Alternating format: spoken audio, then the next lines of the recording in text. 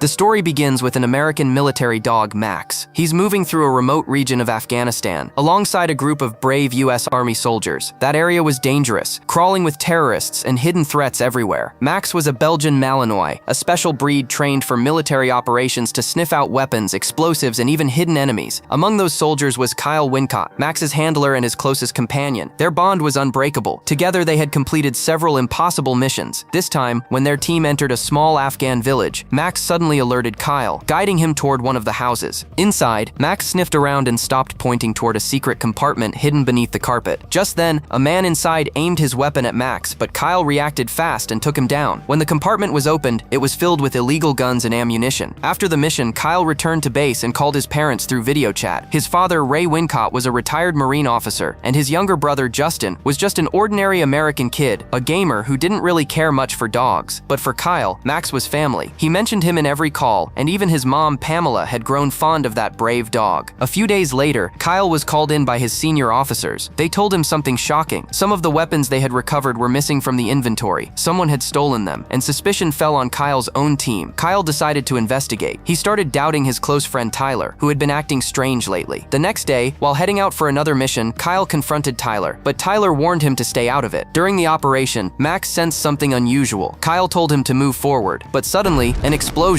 Gunfire erupted all around them. In the chaos, Kyle tried to protect Max. He yelled for Tyler to cover him, but Tyler betrayed him, hiding behind a rock, letting Kyle face the terrorists alone. Kyle fought bravely, but didn't make it. He was killed in action. When the tragic news reached home, his family, Ray, Pamela, and Justin were shattered. At the funeral, the entire town gathered to honor Kyle. Max was brought there too. He quietly walked to Kyle's coffin and sat beside it, refusing to move as if saying goodbye to his best friend. When the ceremony was over, the officers tried to take Max back with them, but he resisted, pulling hard, whining, refusing to go. He wanted to stay with Kyle's family. He ran straight toward Justin, as if he could see Kyle's reflection in him. But Justin didn't care much for dogs. He left Max locked in the van. A few days later, Justin sat in Kyle's room, looking at his brother's photos. His father tried to talk to him, but Justin snapped, telling him it was his fault. Kyle joined the army in the first place. That's when Pamela walked in with terrible news. The military had decided to put Max down. The family rushed to the shelter immediately. At the army base, an officer tells the Wincott family, Kyle's death hit Max hard. He's become highly aggressive, unstable. Even with all that special training, he could be dangerous. We don't have a choice. He has to be put down. The room goes silent. Justin and his parents can't believe what they just heard. But then something unexpected happens. As Justin walks closer to Max, the dog suddenly calms down. He sits quietly, eyes locked on Justin, obeying every small gesture he makes. It's as if Max could see Kyle's spirit inside Justin. Ray Wincott watches in disbelief, and for the first time, he softens, deciding that they'll adopt Max and bring him home. When they arrive, Ray warns, Max is a military dog trained to attack. He's dangerous, and we can't risk keeping him inside. So they tie Max out in the yard. That night, the silence of the house is broken by Max's loud, painful barking. He wasn't angry. He was grieving, missing Kyle. The noise keeps everyone awake. Finally, Justin steps outside, annoyed, but as soon as Max sees him, he stops barking. When Justin turns to go back inside, Max starts whining again, as if saying, don't leave me, stay here. Reluctantly, Justin sits beside him. Eventually, he lies down near Max in the grass. The dog curls up close, feeling the comfort he once felt sleeping beside Kyle. That night, Max doesn't sleep. He stays awake, quietly watching over Justin, protecting him like something precious. The next morning, Justin meets his best friend Chewy, and Chewy's cousin Carmen, a girl who absolutely loves dogs. She even has a tiny paw tattoo on her neck. When she learns Justin has a military dog at home, she smiles. I'd love to meet him sometime. Justin hesitates. He's tough to handle. He's kind of dangerous. Carmen laughs softly. Dogs aren't bad. They're just misunderstood. A little love, a little patience, and the right training, that's all they need. The next day, Carmen and Chewy visit Justin's house. Carmen shows him how to talk to Max, how to stand firm, give commands, and earn respect. Within hours, something amazing happens. For the first time, Max starts trusting Justin, and Justin starts trusting him back. He even takes him for walks around the neighborhood. That evening, during dinner, Max suddenly starts barking again, loud and sharp. At the same time, the doorbell rings. Justin opens the door, and standing there is Tyler, Kyle's old teammate. His parents are overjoyed to see him. Tyler explains he was injured during a mission and is now home on leave. Later, when they take him outside to meet Max, the dog instantly goes wild, growling, barking, eyes full of rage. He breaks free from his chain and lunges straight at Tyler. Everyone panics. Justin and Carmen barely manage to pull Max away. Tyler survives, but the family is shaken. They can't understand why would Max attack one of Kyle's old friends. But Max remembers everything. He knows Tyler was the one who betrayed Kyle, the one responsible for his death. The next day, when Justin returns from walking tracking Max, he finds a large metal cage set up in the yard. His mom says, "It's for Max's safety and everyone else's. We can't take any more risks." That night, the family goes out to watch a parade. Fireworks fill the air. Explosions echo everywhere. Amid all the noise and lights, Justin suddenly remembers Max. He knows how much Max fears loud sounds. His heart races, because right now, that poor dog must be terrified and alone. Justin races home in a panic. As soon as he reaches, he sees Max, trembling, terrified. His eyes are full of fear and confusion, haunted by the sound of fireworks echoing in the distance. Justin opens the cage door, but Max doesn't move. So Justin walks closer, gently places his hand on Max's head, and slowly, the dog begins to calm down. The next day, Tyler shows up at the Wincott house. He tells Ray, "I just need to use the warehouse for a bit, sir, to take care of some personal work." Ray, who still sees Tyler as one of Kyle's brothers in arms, agrees without hesitation. Tyler pretends to mourn Kyle's death, but the truth is, he's secretly restarting his illegal weapons business. Later, when Ray asks him what really happened to Kyle, Tyler lies. He forces out fake tears and says, "It was Max. Kyle tried to stop him, but Max ran into the danger zone. Kyle went after him, and that's how he got killed." Hearing this, Ray explodes with anger. He grabs his rifle and storms outside, ready to kill Max himself. But Justin arrives just in time. He steps between them, pleading with his father to stop. Something doesn't add up, and Justin knows it. He feels deep down the truth is different. Determined to find answers, he rides out to the military base. There he meets Sergeant Reyes, one of Kyle's old teammates. The sergeant tells him, Max could never hurt a soldier, never, and Tyler wasn't injured in that mission. He was suspended for stealing weapons. Then Reyes shows Justin a training video. Kyle and Max side by side, working together like one soul in two bodies. Watching it, tears fill Justin's eyes. Now he knows, Max was never the reason for Kyle's death. He was his protector, his last hope. A few days later, Justin goes biking through the woods, with Max running beside him. In the distance, they spot Tyler, along with Emilio and Deputy Stack, selling crates of weapons to a group of gangsters. Justin and Max hide in the bushes, watching the deal take place. But suddenly, the gangsters' dogs catch Max's scent. They bark and charge toward them. Max leaps into action, diverting the dogs to protect Justin. Justin jumps on his bike and speeds off, but crashes and breaks it halfway down the trail. He starts running, and moments later, Max appears beside him again. Together, they reach the road, and Justin manages to hitch a ride back home. When he gets there, his heart sinks. Tyler and Stack are already waiting inside. They'd found Justin's broken bike in the woods and knew he'd seen everything. Stack fakes an arm injury, claiming Justin and his dangerous dog attacked him. He tells Ray and Pamela, "Your son and that dog are out of control. You should get rid of Max before someone gets hurt." Justin protests, but Tyler pulls him aside and threatens him. "If you care about your family's life, you'll send that dog away yourself." With no choice, Justin agrees. A shelter truck arrives soon after, and Max is taken away in a cage. Justin is devastated. Days pass. He barely speaks, his spirit completely broken. One night, Ray walks into his room. "Son, what's going on? You're hiding something." Justin says nothing, but that silence is enough. Ray starts to suspect Tyler. Later that night, Ray drives to the warehouse, and what he finds shocks him. Tyler, Stack, and Emilio are loading a truck full of stolen weapons. Before Ray can react, Emilio points a gun at him. Ray is overpowered and kidnapped. Meanwhile, at the dog shelter, Max can't be contained any longer. He growls, fights off the handlers, and breaks free, disappearing into the night like a shadow. Back home, Pamela receives a text from Ray, "Staying at the hunting cabin tonight. Don't wait up." But she's confused. They don't have a hunting cabin. That's when the truth hits. Ray is in danger. Justin knows it instantly. This is Tyler's doing. Without wasting a second, he sets out with Carmen and Max, determined to find his father. They search all night through woods and lakes, but there's no sign of Ray. By dawn, deep in the forest valley, they finally spot him, locked inside a truck near a weapons deal. Across the clearing, Tyler and his men are finalizing another sale. Carmen rushes off to call the police, while Justin and Max hide behind the rocks, keeping watch. But the criminals' dogs pick up their scent again. They charge toward them, barking furiously. Max steps forward, snarling, and attacks with all his might. He takes them down one by one, defending Justin like a true soldier. Tyler realizes what's happening. He grabs his gun, shouts to Emilio, and the two of them head out, ready to hunt Justin down, once and for all. In the quiet depths of the forest, Ray Wincott seizes his moment and launches himself at Stack. A fierce fight breaks out, every punch, every move, fueled by survival. After a tough struggle, Ray finally manages to break free. Just then, Justin and Max arrive at the scene. The moment Ray sees his son, relief and pride flood his eyes. He pulls Justin into a quick embrace and says, "Tyler's after us. We need to split up now." The father and son run in opposite directions. Ray through one path, Justin and Max through another. Moments later, Stack regains consciousness. He jumps into his truck and races after Ray. Spotting him up ahead, he floors the gas, ready to run him down. But Ray turns sharply, draws his gun, and fires several shots. Bullets tear through the air. Stack's truck spins out of control and crashes straight into the ravine below. A massive explosion lights up the night, and Stack meets his fiery end. Meanwhile, deeper Deeper in the woods, Tyler corners Justin. His eyes burn with anger and hate. He yells, "Because of you, my whole deal's gone." He raises his gun, finger tightening on the trigger, when suddenly, Max leaps like lightning. He tackles Tyler with all his strength. Both of them plunge off the bridge into the gorge below. For a moment, everything goes silent. Smoke rises from the depths of the valley. Tyler's gone, but Max is still alive, barely breathing, wounded, yet fighting. Moments later, Carmen arrives with the police. All the criminals are arrested. Days pass. The Wincott home feels different now. Max's body is covered in bandages, but his eyes still shine with that same unshakable loyalty. The family looks at him, full of love and gratitude. Because of him, both Ray and Justin are still alive. Ray smiles and says softly, "This house isn't just ours anymore. It's Max's home too." A few days later, Justin and Max stand quietly at Kyle's grave. The air is cool, the wind gentle. Justin whispers, "Thank you, brother, for everything." He salutes for the first time, a true soldier's salute. And beside him stands Max, calm, loyal, proud. Sometimes heroes don't wear capes. They walk on four legs. If this story touched your heart, don't forget to like, share, and subscribe for more tales of courage, loyalty, and friendship like this one.